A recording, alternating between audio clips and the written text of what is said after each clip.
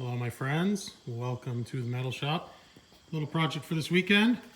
We are cutting in. And that's what the auto body guys call it when you paint your door jambs, trunk jambs, jambs of your hood, so on, in preparation for the major paint job. So basically, this came out fantastic. I mean, it feels like glass. And basically, I'll go over the steps. But what I did was 2 coats of primer, 2 coats of base coat, which I used a gold that I had for BBS wheels. You can see it here on the outside here. And what that did was that made the Hertz gold lay out beautifully, cover beautifully, because it's kind of opaque and it doesn't cover very well. And you use a ton of paint if you try and get your gold to cover. So, and there's the hood. This came out a little bit drier because since it was a hood, I was able to paint it outside. Now yesterday I had perfect weather. The paint laid on there fantastic. Today it kind of went on a little bit drier, a little more humid, a little hotter today. I moved it inside in the nick of time because we got a little rain shower here. So anyway, what was I saying? So 2 coats of primer, 2 coats of base coat, which was the BBS gold, 2 to 3 coats of the color, and then several coats of the clear. Several to me means 3 coats. So that's what we did here. And hang on, and I'll take you over to the hood. So the very first steps are removal, obviously. We removed it, and then we taped it off.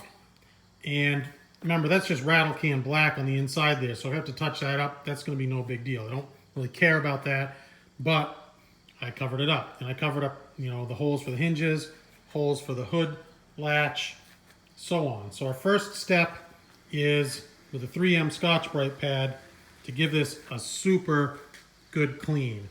And I think I hear a car in the driveway, so let's pause. Yep, there's the garage door opener.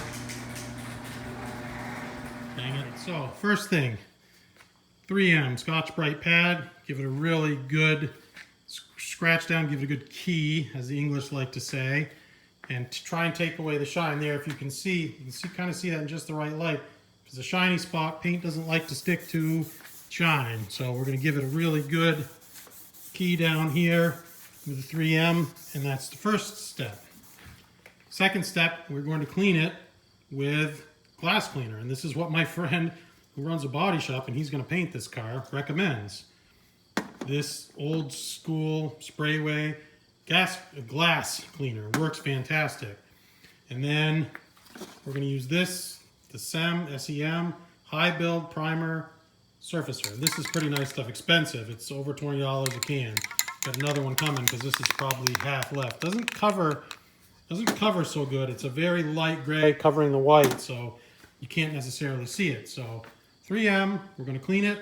Then the 2 coats of the primer high build surfacer. And it's rained a little bit, so I don't think I'm going to do it outside. I'm going to do it here. I'm going to pull this back. I'm going to shut the door.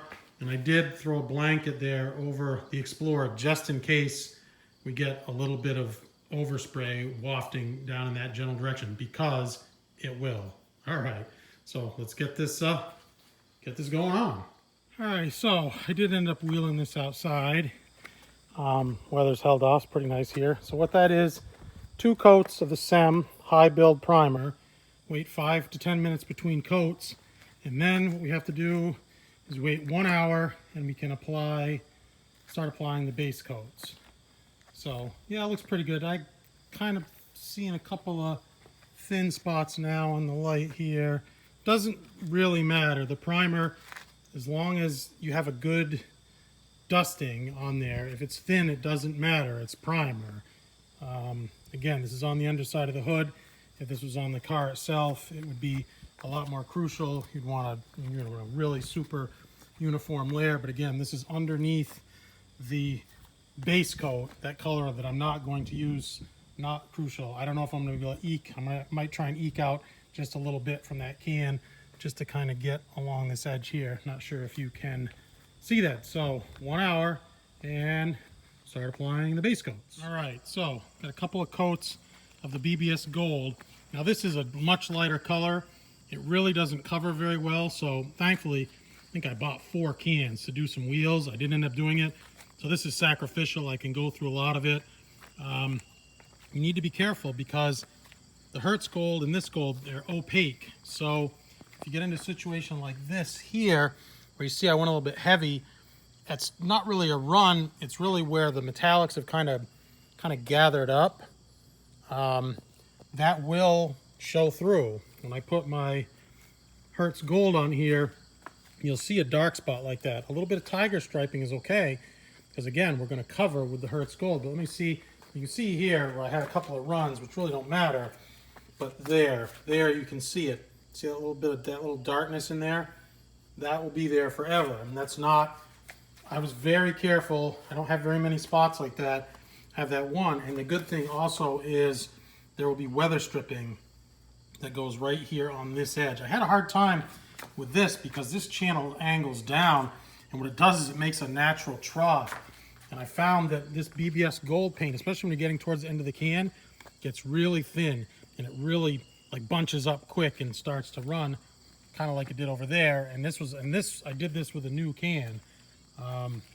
So yeah, I don't think it's it's about 5:45 in the evening here. And you can see some tiger striping there. That's okay. That's not, like I said, the Hertz gold will cover that. So I think what I probably should do is maybe another quick coat of this, of the BBS gold, just to touch up some spots here in another 10-15 minutes or so. And then I think what we'll do is, providing the weather is nice, we'll come back tomorrow and apply the Hertz gold. Cool. All right, so it's the next day. I have 1 coat of the Hertz gold metallic applied over the top of that BBS gold that you can see here. It definitely covers a lot better over that that other gold as a base coat, but it's still, you know, it's still pretty thin here, and this is pretty good. I'm very happy with the results of this. You can see I'm starting to see a couple of the thinner spots, but that's okay. I'll get them with the second coat. Stuff is not really going very far. I only bought 2 cans. It was expensive. It was $25 a can, something like that, for this special mixed paint, and I'm having a hard time picking up more. The company that did sell it is no longer selling it on eBay, and I've had a hard time getting in touch with them, so hopefully I can get some more. No big deal if I can't.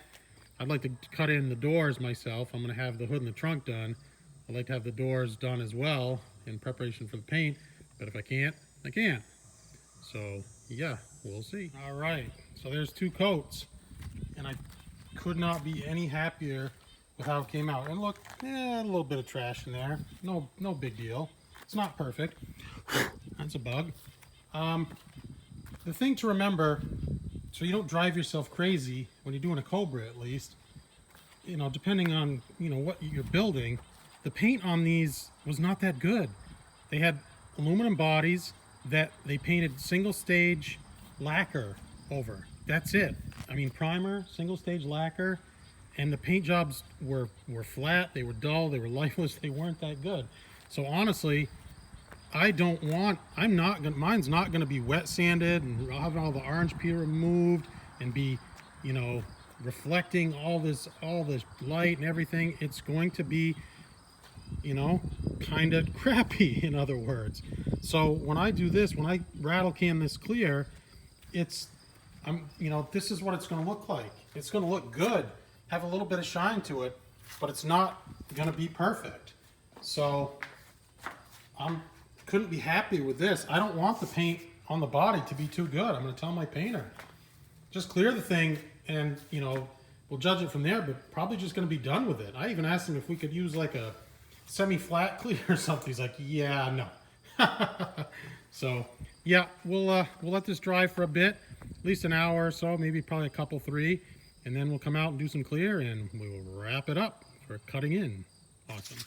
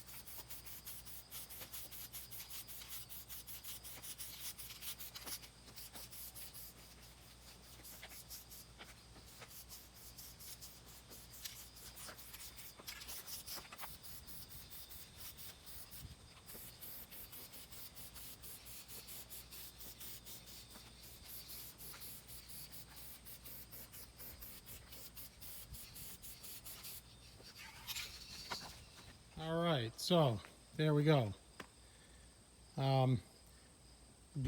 Gave you that quick little montage there. Fast forward, me applying the last coat of the clear. I don't usually like to do it in direct sunlight because it can dry too fast, but you have to weigh that with also being able to see. And when you're applying clear to a color like this, it helps to see. And I don't know if you noticed, but partway through there, I noticed I started applying it a little bit more heavily. And you pick up technique. You know, you always want to keep the tip moving, off, on, off, on. I mean, I've been applying spray paint probably for, you know, like 30, 35 years, something like that, without giving up my age. And the finished product here speaks for itself. Now, it's not gonna, you know, shine up to a huge gloss like I've said before, but it will be really, really nice. And you can see here, the other thing that you have to factor in is you have different kinds of spray tips. Here is the primer, and luckily the primer and the color here are very similar.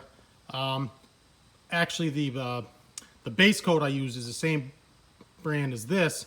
So what I did was I went from this tip to this tip to this tip and back to this tip. So you have to get used to the different spray patterns, and they all say 8 to 10 inches, but you're gonna find when you're outside, you don't wanna be 8 to 10 inches. You'll just watch your spray paint blow away. You'll notice that I was a good deal closer, and you can get closer when you're good at it, when you have a little bit of technique. But you, like you said, you've got to keep moving, and otherwise it'll build up, you'll get runs, and the product will not come out the way you wanted.